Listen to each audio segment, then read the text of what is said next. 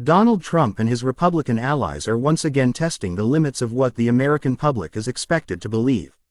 This time, the focus is on a bizarre denial. Trump's team insists that his name in Jeffrey Epstein's birthday book, a book filled with the contacts of powerful people, is somehow a 22-year-old forgery. The claim is not just hard to believe, it's almost impossible, because the book itself has been photographed, copied, and confirmed by multiple sources. Trump's numbers are written there, just as many others are. And yet, the former president is calling it fake. On her show, former White House Press Secretary Jen Psaki put it bluntly. She said this isn't just a strange denial. It's part of a pattern. A pattern where Trump pushes stories that are unbelievable, simply to escape a reality that makes him look very bad. The timeline itself gives the denial away.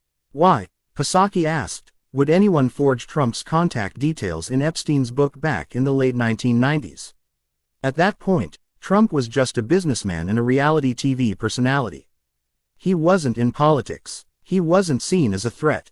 He wasn't a target for enemies to go after. So why would anyone bother planting his name decades before he ran for president? That's the flaw in the denial. But for Trump, the logic doesn't matter.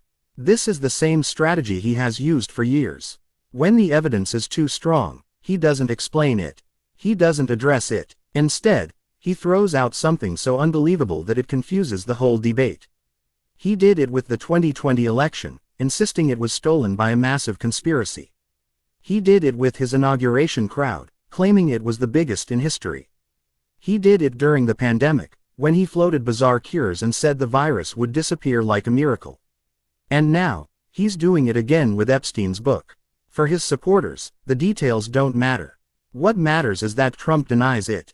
They trust him more than the evidence. And once he speaks with confidence, the story spreads across conservative media, repeated again and again until it becomes its own version of reality. But Psaki warned, this isn't harmless spin. This is deliberate disinformation. It's designed not to convince skeptics, but to give his base a reason to dismiss the facts. If the book can be called fake, then they don't have to wrestle with uncomfortable questions about Trump's past relationship with Epstein. And that relationship is well documented. There are photographs of the two men together at Mar-a-Lago. There is the 2002 interview where Trump himself called Epstein a terrific guy who liked women on the younger side. Trump later said they had a falling out, but he never denied knowing Epstein. Until now. Now he's asking people to believe the book was forged. Psaki called this insulting to the intelligence of the American people. Because the denial isn't even a clever spin. It's just a flat contradiction of facts that have been known for decades.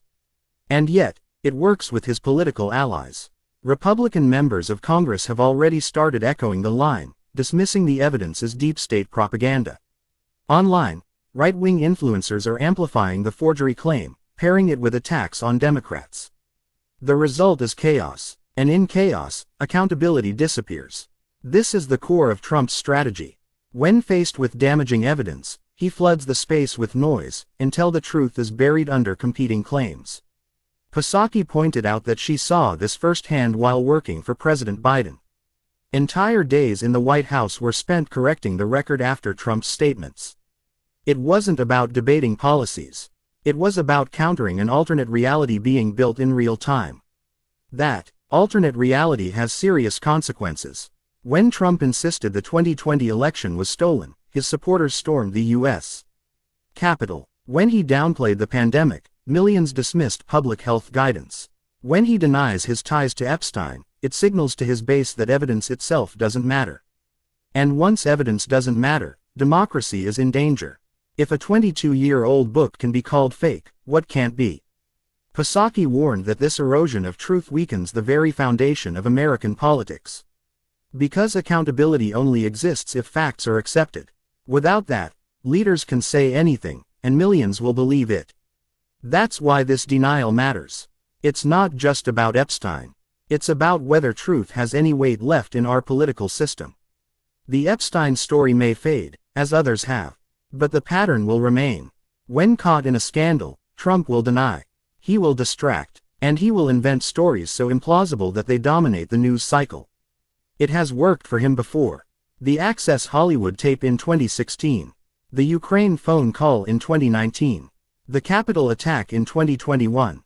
Each time, Trump put forward a narrative so far from reality that it split the conversation. His supporters stuck with him, while everyone else argued over the evidence. And now, the birthday book is just the latest chapter. For some Americans, the denial is laughable. For others, it's convincing enough.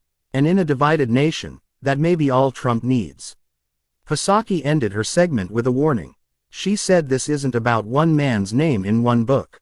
It's about whether Americans still care about facts. If we allow leaders to rewrite history so easily,